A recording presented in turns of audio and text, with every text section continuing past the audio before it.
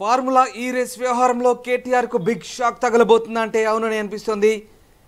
ఇప్పటికే విచారణలో ఎదుర్కొన్న ఐఏఎస్ అరవింద్ తాజాగా అప్రూవర్గా మారేందుకు కూడా సిద్ధమవుతున్నట్టుగా తెలుస్తుంది. ఈ నేపథ్యంలో ఇక కేటీఆర్కు తిప్పలు తప్పేలేవు.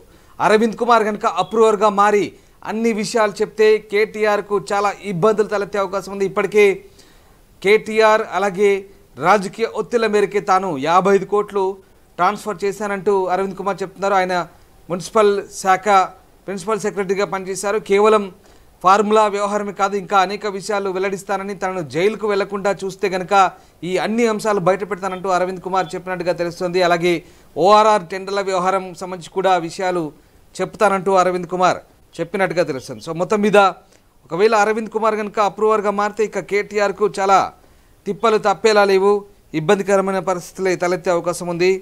సో ఏం జరగబోతుంది, జైలుకు వెళ్లకుండా చూస్తే అన్ని విషయాలు చెప్తానంటూ అరవింద్ చెప్పడంతో మరి ఇప్పుడు ఏం జరగబోతుంది, ఎలాంటి సిచ్యువేషన్స్ కేటీఆర్ ఎదుర్కోబోతున్నాడని మాత్రం ఆసక్తికరంగా మారుతుంది. మా కరెస్పాండెంట్ శ్రీశైలం ఉన్నారు. శ్రీశైలం, అరవింద్ కుమార్ అప్రూవర్గా మారుతానంటూ వార్తలు వస్తున్నాయి. అలాగే ఇక ఫార్ములా వ్యవహారంతో పాటు ఓఆర్ఆర్ టెండర్ల వ్యవహారాన్ని కూడా బయట పెడతానంటూ ఆయన చెప్పినట్టుగా తెలుస్తుంది. సో కేటీఆర్కు ఇది బిగ్ షాక్ అనే చెప్పొచ్చా? ఎగ్జాక్ట్లీగా ఫార్ములా ఈ రేసుకు సంబంధించి కీలక విషయాలు వెలుగులోకి వస్తా ఉన్నాయి. తాజాగా అక్టోబర్ గా మారేందుకు ఐఏఎస్ అధికారి అరవింద్ కుమార్ సిద్ధమైనట్టుగా నడుస్తోంది. నేను అక్టోబర్ గా మారుతా అన్ని విషయాలు చెబుతాను, నేను ఎందుకు వెళ్లకుండా చూడాలి అంటూ రాజకీయ ఒత్తిళ్లతో రూల్స్ విరుద్ధంగా 55 కోట్లు చెల్లించాలంటూ సర్కార్కు రిక్వెస్ట్ పంపుతున్నట్టుగా ప్రచారం జరుగుతుంది. రామ్దాస్, ఈ కేసులో బయటకు రాని విషయాలను సైతం వెల్లడించేందుకు రెడీ అంటూ మధ్యవర్తుల ద్వారా వర్తమానం పంపిస్తున్నట్టుగా అధికార కాంగ్రెస్ పార్టీకి ముఖ్యమంత్రికి వర్తమానాలు పంపిస్తున్నారంటుగా ప్రచారం జరుగుతుంది. వైపు ఫార్ములా ఈ రేస్ లో జరిగినటువంటి నిధుల గోల్మాల్ పై నాటి మున్సిపల్ శాఖ మంత్రి కేటీఆర్ ను A1 గా, అప్పటి మున్సిపల్ శాఖ సెక్రటరీ అరవింద్ కుమార్ ను A2 గా, హెచ్ఎండి చీఫ్ ఇంజనీర్ గా పనిచేసిన బిఎల్ఎన్ రెడ్డిని A3 గా ఎఫ్ఐఆర్ లో ఏసీబీ పేర్కొంది. ఇది అందరికీ తెలిసిన విషయమే. త్వరలో కేటీఆర్ అరవింద్ కుమార్ కు విచారణకు పిలిచేందుకు పోలీసులు సిద్ధమవుతున్నట్టు తెలుస్తోంది. ఈ కేసులో తాను అరెస్ట్ కాకుండా చూడాలంటూ ఐఏఎస్ అధికారి అరవింద్ పెద్ద ఎత్తున లాబింగ్ చేస్తున్నట్టుగా సెక్రటరియట్ వర్గాల్లో చర్చ జరుగుతోంది. ప్రభుత్వ నిధులను నిబంధనలకు విరుద్ధంగా ప్రైవేట్ కంపెనీకి అప్పగించడంలో ఆయన కీలక పాత్ర పోషిస్తారనే ఆరోపణలు సైతం ఉన్నాయి. రామ్దాస్, స్పెషల్ సిఎస్ హోదాలో ఉన్న ఆయన బిజినెస్ రూల్స్ ను పట్టించుకోకుండా, ఆర్థిక శాఖ అనుమతి, కేబినెట్ ఆమోదం లేకుండానే ఫార్ములా ఈ రేస్ విభాగాలకు 55 కోట్లు చెల్లించాలనే అభియోగాలు ఉన్నాయి.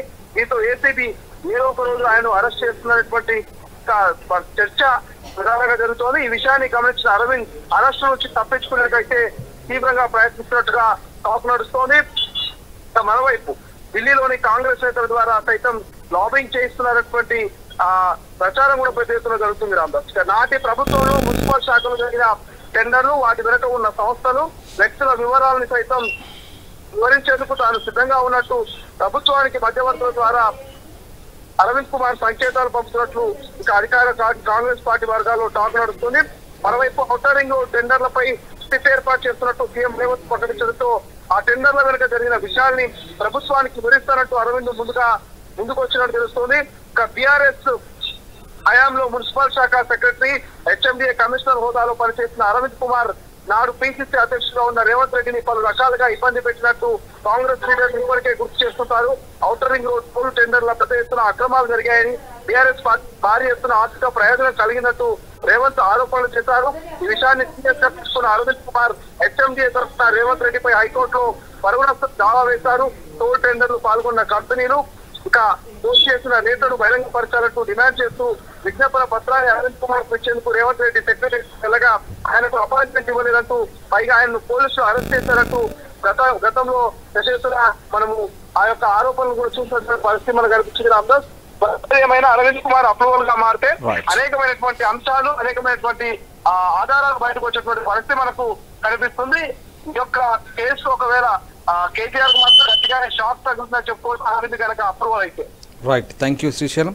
సో అరవింద్ కుమార్ తనను జైల్లో పెట్టకుండా చూస్తే అప్రూవర్గా మారుతానంటూ చెప్పినట్టుగా తెలుస్తుంది. దీంతో కేటీఆర్కు తిప్పలు తప్పేలా లేవు. ఇక కేవలం ఫార్ములా వ్యవహారమే కాకుండా అనేక వ్యవహారాలపై, ముఖ్యంగా ఓఆర్ఆర్ టెండర్లు అలాగే మున్సిపల్ శాఖ సంబంధించినటువంటి కొన్ని వ్యవహారాలపై నోరు విప్పుతానంటూ అరవింద్ కుమార్ చెప్పినట్టుగా తెలుస్తోంది. సో అదే గనక జరిగితే ఈ అంశంలో కేటీఆర్కు మరింత ఇబ్బందులు కలిగే ఛాన్స్ ఉంది. అసలైన తొలి వెలుగు. ఫాలో వాట్సాప్ @తొలి వెలుగు official.